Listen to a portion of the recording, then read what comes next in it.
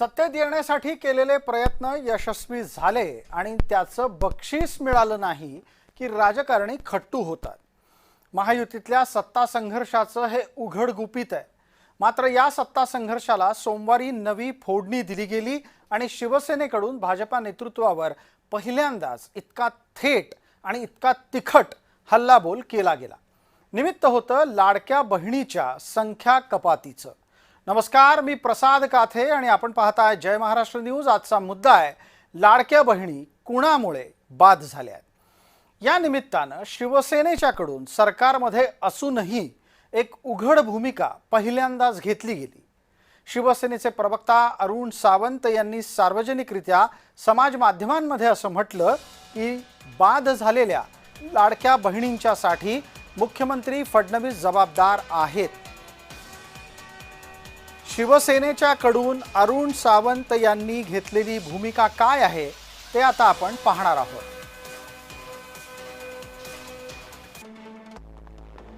लाडकी बहीण योजनेमध्ये 81 लाख महिला अपात्र ठरल्या असं अरुण सावंत यांनी सांगितलं। ते म्हणाले याला एकनाथ शिंदे जबाबदार नाहीत। ही योजना एकनाथ शिंदे मुख्यमंत्री असताना बनवली गेली होती। लाडकी बहीण अपात्र ठरल्या आहेत याला जबाबदार मुख्यमंत्री फडणवीस आहेत, इतकं धाडसी आणि थेट विधान त्यांनी केलंय। मुख्यमंत्र्यांच्या व्यतिरिक्त इतर कुणालाही कसलाही अर्थ नसतो असं फडणवीस स्वतः सांगत असतात, हे अरुण सावंत म्हणतात। आता लाडकी बहीण योजना चालू ठेवण्याची जबाबदारी फडणवीसांची आहे असा दावाही अरुण सावंत यांच्याकडून करण्यात आला।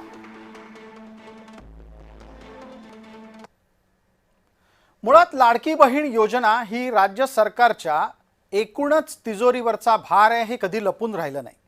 योजनेच्या नियमानुसार त्याची अंमलबजावणी सुरू झाली ती याच कारणानं। ती चर्चा सुरू होण्यामागची कारणं आपल्याला पटकन समजावून घ्यायची आहे। लाडकी बहीण योजनेच्या पहिल्या टप्प्यामध्ये मागेल त्याला सन्मान निधी मिळायला लागला आणि हीच बाब नंतर अडचणीची ठरली। तपासणीच्या दरम्यान अनेक लाभार्थी वादग्रस्त आहेत हे लक्षात आलं। सक्षम महिला आणि चक्क काही पुरुषही लाडक्या बहिणीच्या लाभार्थ्यांच्या यादीमध्ये आढळले। लाडक्या बहिणींना पुढचा हप्ता देताना कठोर पडताळणीची मागणी होतीये ती याचमुळे। राज्याच्या तिजोरीवर लाडक्या बहीण सन्मान निधीचा बोजा पडतोय हे वास्तव आहे।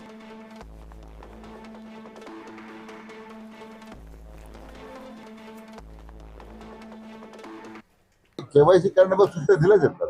त्यांच्या केवायसी होतील तर सगळ्यांना मिळणार आहे। सरकारने काही निकष तयार केलेले आहे, त्या माध्यमातून काही आता योजनेतून काही लोकांना वगळले जाणार आहे। त्यांना सरकारी नोकरी आहे, त्यांना सरकारचे पेन्शन मिळतं किंवा नोकरी सरकारी नोकरी आहे, काही निकष तयार केले। जे खरे लाभार्थी आहेत, जे वंचित आहेत सगळ्या योजनेपासून, त्यांना देण्याची भूमिका सरकारची।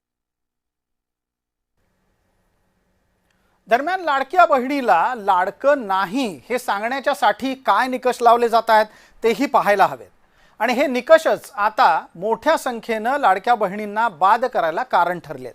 ते निकष आता आपण पाहणार आहोत। अर्जदाराच्या कुटुंबाचं एकत्रित वार्षिक उत्पन्न हे 2.5 लाख रुपयांपेक्षा जास्त असेल तर ती लाडकी बहीण बाद होईल। अर्जदाराच्या कुटुंबामध्ये जर समजा कुणी इन्कम टॅक्स म्हणजे आयकर भरत असेल तर संबंधित अर्जदार बाद होईल। केंद्र किंवा राज्य सरकारी कर्मचारी हे अर्जदाराच्या कुटुंबात असतील तर अर्जदार ग्राह्य मानला जाणार नाही। लाभार्थी महिला इतर कुठल्या शासकीय योजनेमध्ये 1,500ची लाभार्थी असेल तर तिचा लाडकी बहीणमधला अर्ज आपोआप मागे पडेल। अर्जदाराच्या कुटुंबामध्ये ट्रॅक्टर वगळून कोणती चारचाकी असेल तर संबंधित अर्जदार बाद होईल आणि जर ती अर्जदार महिला आमदार खासदाराची कुटुंबीय असेल तर तिला लाभ द्यायचा नाही असं आधीच ठरलेलं आहे।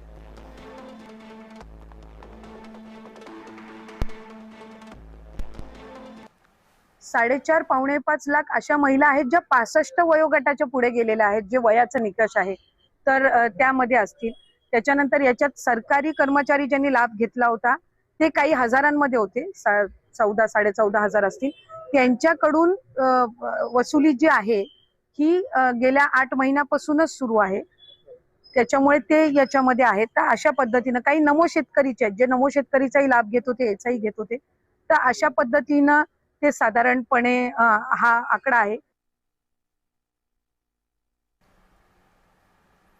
लाडकी बहीण ही योजना महाराष्ट्राचे मुख्यमंत्री एकनाथ शिंदे जेव्हा होते तेव्हा ती लागू झाली आणि त्याच अनुषंगानं बऱ्यापैकी आर्थिक सव्यापसव्य करून ती राबवण्याच्यासाठी प्रयत्न झाले। पण या सगळ्यामुळे महाराष्ट्राच्या अर्थव्यवस्थेवर काही अंशी ताण निश्चित आलेला आहे। याचा महत्त्वाचा तपशील आता तुमच्या समोर येतोय। 2024-25 या आर्थिक वर्षाच्या पासून महाराष्ट्राची अर्थव्यवस्था 50 लाख कोटींच्या आसपास पोहोचलेली आहे।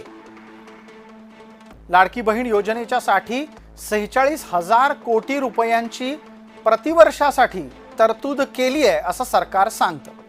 मुख्यमंत्री वीज सवलत योजनेच्या साठी सुद्धा 14,761 कोटी रुपयांची तरतूद करावी लागली आहे। मुख्यमंत्री अन्नपूर्णा योजनेमध्ये राज्यातल्या 52 लाख कुटुंबांना वर्षाला 3 गॅस सिलेंडर मोफत दिले जाणार आहेत। ही सगळी योजना मुख्यमंत्रीपदी एकनाथ शिंदे असताना त्यांनी लागू केली होती आणि याच्याच अनुषंगानं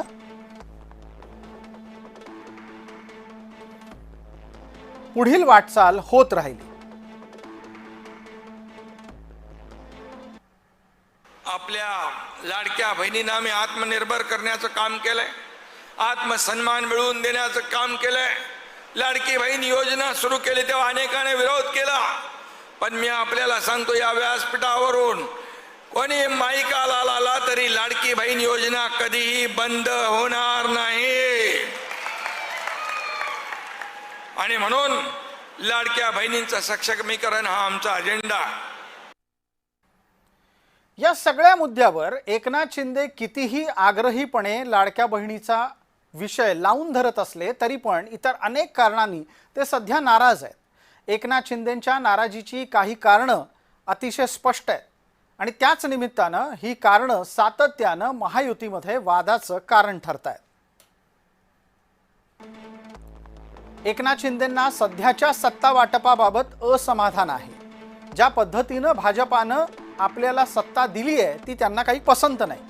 युतीमध्ये भाजपाचं वर्चस्व वाढत चाललंय हेही एकनाथ शिंदेंना खुपतंय। राष्ट्रवादी आणि शिवसेनेला एक समान वागणूक का देता हा त्यांचा एक स्वाभाविक प्रश्न आहे। कल्याण लोकसभेमध्ये म्हणजे स्वतःच्या पुत्राच्या लोकसभा मतदारसंघात भाजपची कुरघोडी एकनाथ शिंदेंना डाचतीये आणि मुख्यमंत्रीपद न मिळणं हा विषय तर आहेच। या सगळ्या गोष्टींमुळे भारतीय जनता पार्टीला मवियाचं सरकार पाडून आपल्यामुळे सत्ता मिळाली हे लक्षात घेऊनच आता आपल्याला पुरेसा सन्मान मिळत नाही ही भावना मनाशी बाळगून एकनाथ शिंदे सक्रिय दिसतायत।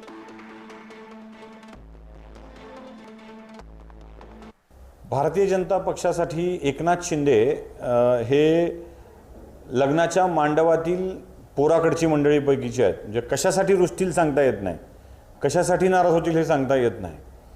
आत्ताच्या ताज्या कारणांच्या पैकीचा विचार केला तर मनोज जरांगेंचं जे आंदोलन चालू आहे मराठा आरक्षणासाठीचं, तर त्या आंदोलनाला एकनाथ शिंदेंची हे आहे चिथावणी आहे काय, फूस आहे का बळ आहे, म्हणजे जो ज्याने वापरायचा तो शब्द, मी बरेच पर्यायवाचक शब्द देतोय, प्रत्येकाच्या इच्छेप्रमाणे ते शब्द वापरू शकतील। तर ते जे आंदोलन एकनाथ शिंदे यांचं बळ देणं चालू आहे त्याच्या मागे ते उभेत असं वाटतं, हे भाजपला वाटतं आणि यामुळं भाजप एकनाथ शिंदे भाजपच्या विरोधात काम करतायत, ते भाजपच्या मुख्यमंत्र्यांना त्रास होईल यासाठी काम करतायत, फडणवीसांना त्रास होईल यासाठी काम करतायत, असा एक मेसेज, अशी एक चर्चा भाजपच्या वर्तुळातून सुरू आहे आणि तेच एक मुख्य पहिलं नाराजीचं कारण असू शकेल। आणि दुसरं कारण असं आहे की एकनाथ शिंदेंच्या मंत्र्यांना जी मोकळीक कामासाठीची मिळायला हवी ना ती बहुतेक वेळेला मिळत नाही असं दिसतंय, कारण त्या मोकळीकीतून बरेच प्रकार समोर येतात। कालचं छत्रपती संभाजी महाराजांच्या जयंतीचं प्रकरण असेल, ही अशी बरीच प्रकरणं पुढे येतात, त्यामुळे त्या मंत्र्यांना मोकळीक मिळत नाही असा एक समज एकनाथ शिंदेंच्या मंत्र्यांचा आहे आणि त्या समजातून एकनाथ शिंदेंना आपल्या मंत्र्यांना खुश करण्यासाठी ही नाराजी दाखवत, म्हणजे असं एकत्रित दाखवावं लागतं ना, ती नाराजी दाखवत दिल्लीवाऱ्या कराव्या लागतात। लाडक्या बहिणीच्या मुद्द्यावरून विरोधक आधीच सरकारला घेरत होते। आता तर सरकारमधला महत्त्वाचा घटक पक्ष असलेल्या शिवसेनेतूनच या मुद्द्यावर शरसंधान होत आहे. विरोधकांचा डाव आयताच फळतोय की काय असा प्रश्न या निमित्तानं उपस्थित व्हावा. एकदा समजूनही घेऊ की लाडक्या बहीण योजनेला बदनाम करून विरोधकांना काय मिळवायचंय. विरोधकांना सातत्यानं सांगायचंय की लाडकी बहीण योजना बंद होणार आहे. तशा प्रकारचा प्रचार ते गेल्या अनेक वर्षापासून करतायत. योजनेचा निकष बदलण्याची अफवा सुद्धा ते पसरवतात. प्रत्यक्षात योजनेचे जे निकष पहिल्या दिवसापासून होते तेच आज कायम आहेत. महायुतीपासून महिला मतदार दूर करणं हा विरोधकांचा डाव आहे. संभ्रमित मतदाराच्या आडून घरोघरी महायुतीच्या बाबतीत अविश्वास निर्माण करण्यासाठी विरोधक सक्रिय आहेत. हे लपून राहिलेलं नाही. या अपात्र झालेले आहेत त्यांना धोका दिला यांनी. खरं म्हणजे त्यांच्याबरोबर झालेला सरकारी धोका आहे हा. त्यांनी जे मतदान केलं आणि त्याच्यामुळं जे त्यांना जागा मिळालेल्या आहे विधानसभेला, त्याचा विचार केला पाहिजे की ही फसवणूक आहे लाडक्या बहिणींची. 80 लाख महिला कमी केल्या तर त्यांचा तडतडाट, त्यांचा शाप या महायुतीच्या सरकारला लागेल. आणि असेच हे तडफडून ज्या महिलांचा श्राप फार मोठा असतो, ज्यावेळेस ती बोटं मोडून मनातून अंतःकरणातून श्राप देते ना, त्यावेळेस यांचा सत्यानाश झाल्याशिवाय राहणार नाही. त्यामध्ये स्क्रुटनी सुरू आहे. स्क्रुटनीमध्ये काही नावं आता गळाले असतीलही तरी पुन्हा एकदा त्याची कमिटी होऊन ते नाव पुन्हा इन होणार आहेत. त्यामुळं काही नावं जी काही पॅरामीटर ठरले होते त्या पॅरामीटरच्या बाहेर आहेत, पण ते आतमध्ये आले आहेत. काही कमी होतील, पण याचा अर्थ असा नाही की 80 लाख कमी होईल. मला वाटतं ते टेक्निकल अडचण आहे. तुम्हीच बघता टेक्निकल अडचण आहे. त्यामुळे अजूनही संधी दिली, 31 तारखेवर संधी दिली होती. अजूनही काही मान्य असेल तर मला वाटतं मान्य मुख्यमंत्री महोदय त्या बाबतीत निर्णय घेतील. पण या संदर्भामध्ये तांत्रिक अडचणी त्या त्यांनी पूर्ण केल्या तर मला असं वाटतं की त्याला काही हरकत नाही. सगळ्यांना त्या ठिकाणी जी मदत ती मिळणार.